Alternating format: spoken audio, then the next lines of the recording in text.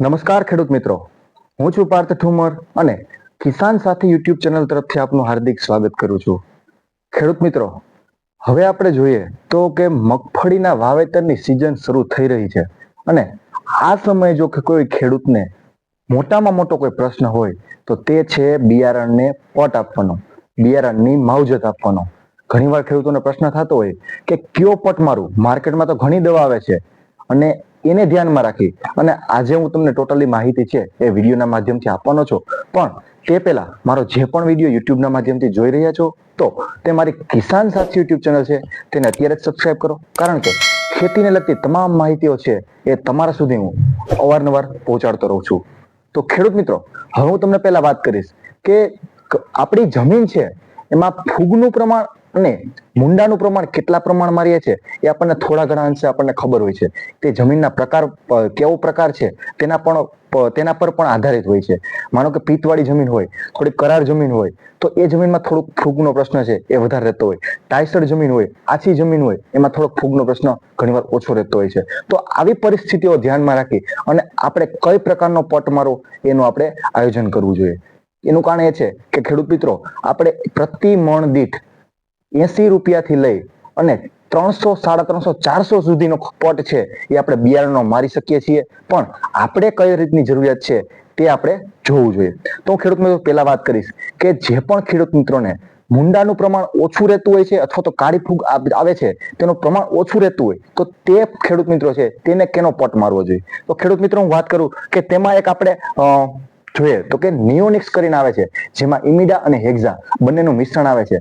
આ પ્રતિ મણ દીઠ આપણે 70 થી 80 ml પ્રમાણ છે એ પ્રમાણથી આપણે મારી અને 250 ml પાણી પ્રતિ મણ દીઠ આપણે લેશું તો ખૂબ સારામાં સારું રિઝલ્ટ મળશે. અને હા ખેડૂત મિત્રો, જ્યારે પણ આપણે પટ મારીએ ત્યારે ઓછામાં ઓછી 3 કલાક છે, 2 થી 3 કલાક એ આપણે છાયડામાં સૂકવી દેશું.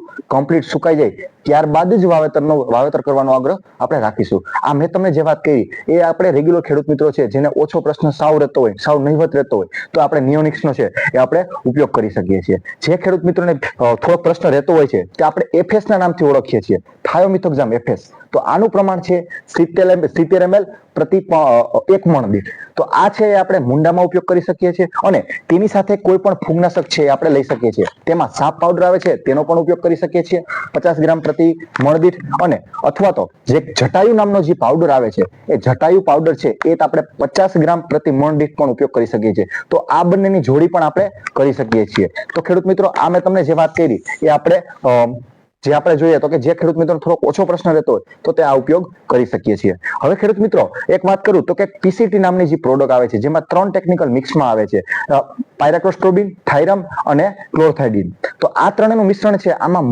મુંડા અને જે ફૂગ આવે છે કાળી ફૂગ બંનેનું છે એ નિયંત્રણ થઈ શકે છે. તો ખેડૂત મિત્રો, આ છે એ આપણે પણ એક જ દવાનો જે છે એ આપણે ઉપયોગ કરશું તો આપણને બેયમાં સારામાં સારું રિઝલ્ટ મળશે. તો ખેડૂત મિત્રો, આ જે દવા છે તેનો પણ તમે ઉપયોગ કરી શકો છો.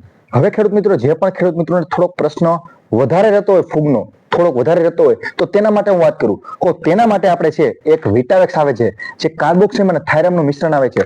આનો ઉપયોગ તમે 50 ગ્રામ પ્રતિ મણ દીઠ ઉપયોગ કરી શકો છો. અને ખાસ કરીને એમાં એક પ્રવાહી પણ આવે છે તો પ્રવાહીનો ઉપયોગ છે તે પણ તમે 50 ml પ્રતિ મણ દીઠ આ બંનેમાંથી કોઈ પણ એક ફૂગનાશક અને તેની સાથે મુંડાનું છે એ આપણે ઇમિડાક્લોપિડ જે 48% આવે છે ગોચોના નામથી બાયરનું, તો કોઈ સારી કંપનીનું ઇમિડાક્લોપિડ આવે છે તે પણ તમે આ બંનેનું મિશ્રણ કરી અને ઉપયોગ કરી શકો છો. હવે ખેડૂત મિત્રો વાત કરું કે જે ખેડૂત મિત્રોને થોડીક ફૂગનો પ્રશ્ન વધારે રહે છે, એટલે કે મીન્સ કે બહુ વધારે રહેતો હોય, અવારનવાર જ્યારે કાળી ફૂગ છે એ દર વખતે એટેક કરતી હોય છે, તો એવા ખેડૂત મિત્રોને ખાસ કરીને વાત કરું કે એ ખેડૂત મિત્રોને જે બાયરનું એક એવરગોલ આવે છે તો તે આપણે 1 કિલો 1 ml એટલે કે 1 મણ દીઠ 20 ml નો ઉપયોગ કરી શકો છો. અથવા તો જે સિસ્ટીવા જે આપણે ખેડૂત મિત્રોને ખબર છે કે બીએસએફ કંપનીનું સિસ્ટીવ આવે છે તો તેનો ઉપયોગ પણ આપણે પ્રતિ મણ દીઠ 20 ml પ્રમાણે ઉપયોગ કરશું તો ખૂબ સારામાં સારું રિઝલ્ટ છે એ આપણે ફૂગ સામે મળશે. અને તેની સાથે આપણે ઇમિડાક્લોપિડ છે જે 48% આવે છે આ બંનેનું મિશ્રણ અથવા તો આ બંનેનું મિશ્રણ આપણે કરીને પટ મારશું તો ખૂબ સારામાં સારું રિઝલ્ટ મળશે. હવે ખેડૂત મિત્રો, આપણે જોઈએ તો 2 થી 3 મેં તમને કેટેગરી પાડી દીધી છે. જે ખેડૂત મિત્રોનો ઓછો પ્રશ્ન રહેતો હોય, શરૂઆતમાં જે વાત કરી, વચ્ચે જે વાત કરી, એમાં મેં તમને કીધું એમ કે જેને મીડિયમ ઓછા પ્રમાણમાં પ્રમાણમાં પ્રશ્ન રહેતો હોય તો તે આપણે વિટાવેક્સ છે તેની સાથે ઇમિડા લેશો તો પણ ખૂબ સારું રિઝલ્ટ મળશે. અને જે ખેડૂત મિત્રોને વધારે પ્રશ્ન રહેતો હોય તો તે આપણે આ બંને ફૂગનાશક છે તે અને તેની સાથે ઇમિડા અથવા તો આપણે જે ડેન્ટોત્સુ જે આવે છે ડેન્ટોત્સુ, તો તેનો ઉપયોગ પણ આપણે કરી શકીએ છીએ. તો આ ખેડૂત મિત્રો મેં તમને જે વાત કરી તો તે પટ મારવાની વાત કરી છે. હવે ઘણા ખેડૂત મિત્રો છે એ ઓર્ગેનિક રીતે પટ મારવાનું આયોજન કરતા હોય તો તેના માટે પણ એક દવા છે જે બીજ અમૃત કરીને દવા છે. તો આ પ્રતિ મણ દીઠ 60 ml નો ઉપયોગ કરશું તો આ બીજ અમૃતમાં એટલી તાકાત રહેલી છે કે તેમાં મુંડા અને ફૂગ બંને સામે કંટ્રોલ તો કરશે જ, પણ સાથે સાથે ઉગાવો છે તે પણ જુસ્સાદાર થશે. તો ખેડૂત મિત્રો આ મેં તમને જે વાત કરી ટોટલી માહિતી છે એ તમને પટ મારવાની માહિતી આપી છે. તો ખેડૂત મિત્રો આને ધ્યાનમાં રાખી અને તમે પટ મારશો તો ખૂબ સારું રિઝલ્ટ મળશે. ખેડૂત મિત્રો તમને એક વાત કરી કે જે પ્રતિ મણ દીઠ છે 250 ml પાણી લેવાની વાત કરી છે તો તે નાખવાનું ભૂલતા નહીં, કારણ કે ઓછું પાણી નાખશો તો તમને એવું થશે કે ક્યાંક ને ક્યાંક કોક દાણામાં પટ અડશે, કોક દાણામાં પટ નહીં અડે. તો એ પૂરેપૂરું માપ છે એ પૂરા માપથી આપણે જો પાણી નાખશું તો પૂરેપૂરું રિઝલ્ટ છે એ સારું મળશે. અને 2 થી 3 કલાકમાં અથવા તો કાલે વાવવાનું હોય તો એ આપણે આગલા દિવસે તમે નીચે પટ મારી અને સૂકવી દેશો તો સવારે તમે વાવેતર કરી શકશો. અને ઘણા ખેડૂત મિત્રોનો એવો પ્રશ્ન હોય કે સર આપણે જયારે આ પટ મારી દે પછી કેટલા દિવસ સુધી રાખી શકીએ? તો હા, એ ખેડૂત મિત્રો જો તમારું બિયારણ છે એકદમ સુકાઈ જાય પછી તમે 5 થી 7 દિવસ એટલે અઠવાડિયા સુધી તમારે કોઈ પ્રકારનો ઇસ્યુ આવતો નથી. તો પૂરેપૂરું સુકાઈ જાય અને ત્યારબાદ છે એ તમે ભરી શકો છો. તો ખેડૂત મિત્રો અને બીજી એક આ વાત કહેવાની રહી ગઈ કે જે ખેડૂત મિત્રો પટ પાવડરનો મારે છે, જે ખેડૂત મિત્રો પાવડરનો પટ મારે છે, ફૂગમાં ઉપયોગ કરે છે અને પ્રવાહીનો ઉપયોગ મુંડા માટે કરે છે, તો તેના માટે એક એ રીતની વાત કરું છું કે જ્યારે પણ આપણે પટ મારીએ તો ખાસ કરીને જ્યારે આપણે માનો કે આપણે ઇમિડાક્લોપ્રિડને પટ મારીએ છીએ તો તેનો પટ મારી અને ખેડૂત મિત્રો માથે પાવડર છે એ છાંટી દેતા હોય છે.